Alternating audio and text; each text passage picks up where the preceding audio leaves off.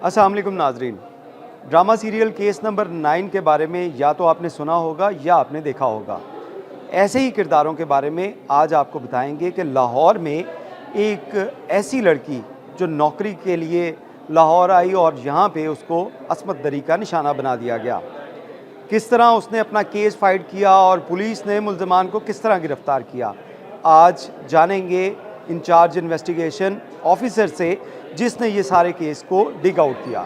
मैं उस time gender based violence cell में तैनात थी, तो मेरे पास एक केस आया, एफआईआर लॉन्च हो गई, मेरे पास आई एफआईआर। विक्टिम ने जो एफआईआर थी ना, वो इंसिडेंट के 3 दिन बाद लॉन्च करवाई। तो मैंने उससे पूछा क्या रीज़न थी, तो उसने वो बताया सारी स्टोरी अपनी कि उसके साथ जो हैपन हुआ। एक बंदा था, उसने एड्स देता था फेसबुक पर कि 16,000 में जॉब अवेलेबल है लड़कियों के लिए, स्पेशली कांटेक्ट करें इस नंबर पे। तो वो लड़कियां जो नीडी पर होती थी, जो थोड़ी बैकवर्ड एरिया से बिलोंग करती थी या जिनके घर में खाने पीने की, ये लड़की भी पुअर थी काफ़ी। इसकी फैमिली में बाप इसका कमाता नहीं था, माँ इसकी फैक्ट्री में काम करती थी, 2 बहनें थीं और कोई रोज़गार नहीं था। इसने उससे कांटेक्ट कर लिया फ़ोन पर।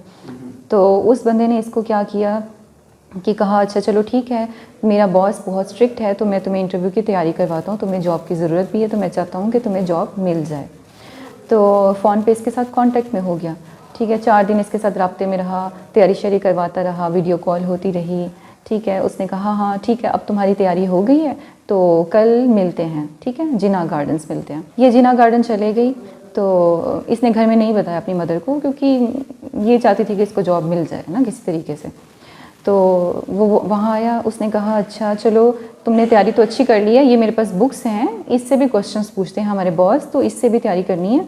तो मैंने ये होटल में रूम बुक करवाया हुआ है, तो मैं पहले भी यहाँ पे तैयारी करवाता हूँ सबसे, क्योंकि मैं आउट ऑफ सिटी से होता हूँ, तो मैं रहता ही इसी रूम में हूँ, तो चलो वहाँ जाके तैयारी करते हैं। वो लड़की थी मासूम, चलेगी उसके साथ। वहाँ उसको ले गया, वहाँ ले जाके उसके साथ उसको पहले तो डराया गन पॉइंट पर, ठीक है, उसकी वीडियो बनाई, उसके साथ किया, ठीक है। करने के बाद उसको ले आया, वहीं पे जिना गार्डन में छोड़कर चला गया और उसको कहा कि ठीक है तुम डरो नहीं, कल मैं तुम्हें अपने बॉस के पास ले जाऊंगा। परेशान हो गई। परेशान क्यों, मतलब उसके साथ जो हुआ वो एक्सपेक्ट ही नहीं करी थी कि उसके साथ ऐसा होगा।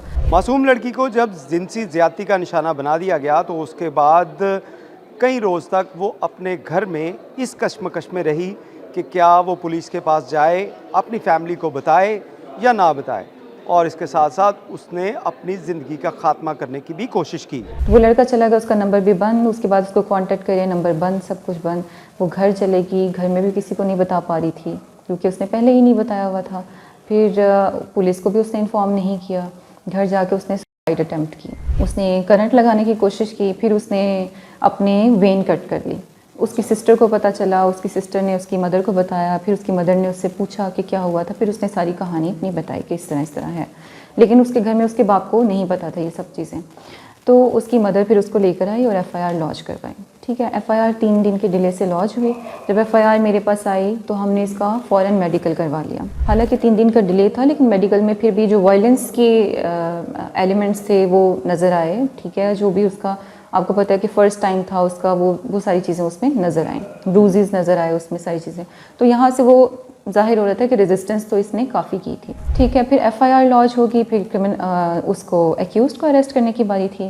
खैर उसका नंबर हमने ट्रेस आउट करने की कोशिश की, नंबर उसके बंद थे। तो फिर हमने उसके व्हाट्सएप को ट्रेस आउट किया, उसकी लोकेशन निकली, झंग गए, रेड किया वहाँ से, वहाँ पे वो नहीं मिला, क्योंकि वो आदी मुजरिम था, वो घर में नहीं रहता था।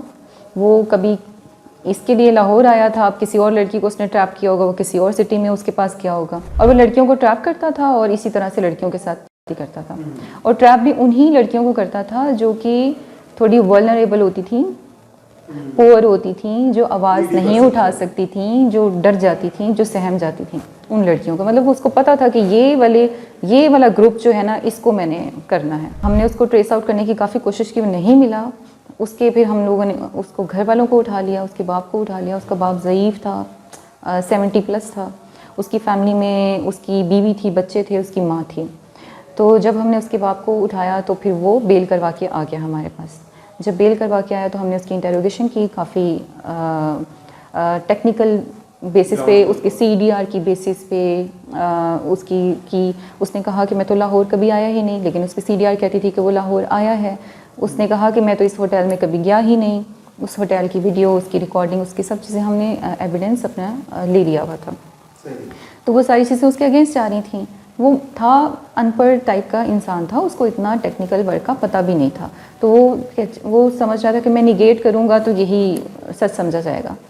तो लेकिन हम तो टेक्निकल बेसिस पे काम कर रहे थे। खैर वो उसका फिर हमने DNA करवाया। DNA उसका नेगेटिव आ गया बिकॉज उसने प्रोटेक्शन यूज़ किया हुआ था। आदी मुजरिम था, उसको पता था मैंने कैसे बचना है। खैर उसको मैंने गुनहगार लिख दिया। वो उसकी बेल कैंसिल हो गई। वो भाग गया कहाँ? वो बलूचिस्तान चला गया। उसने सारे नंबर्स, उसने व्हाट्सएप सब कुछ बंद कर दिया। वो बलूचिस्तान चला गया। मैंने उसका नंबर जो था ना ट्रैकिंग पे लगवाया हुआ था कि जब भी वो नंबर ऑन करेगा उसका नंबर ट्रैक हो जाएगा। ठीक है। 2 महीने बाद वो वापस आया, उसका नंबर ट्रैक हो गया। तो हमें पता चला कि वो यहाँ पे है, झंग में आ गया है, अपने माँ बाप के पास आया हुआ है। मैंने अपनी टीम रेडी की। फिर हमने पहले उसको 3 दिन लोकेट किया कि वो उसकी लोकेशन चेंज तो नहीं हो रही है। फिर हमने अपने जो भी हायर अप्स के साथ भी कोऑर्डिनेट किया, उनकी DPO से भी बात की। फिर यहाँ से मैं खुद रेड पर गई, वहाँ पे उसको अरेस्ट किया। अरेस्ट करने के बाद उसको फिर जेल भिजवाया।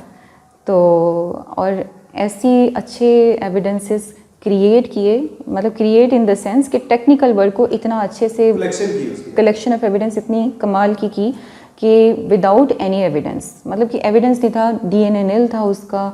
ठीक है। जो फ़ोन उसने वीडियो जो बनाई थी वो रिकवर नहीं हुआ था क्योंकि उसने फेंक दिया हुआ था। उस वीडियो की बेस पे वो उसको हैरास कर रहा था, जिसकी वजह से वो बच्ची फिर बता नहीं पा रही थी कुछ। अदालत में भेज दिया।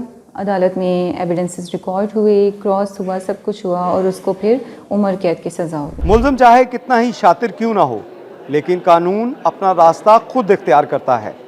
पुलिस की जानिब से एविडेंस कलेक्शन की गई और उसके बाद मुल्ज़िम को करार वाकई सज़ा मिल चुकी है।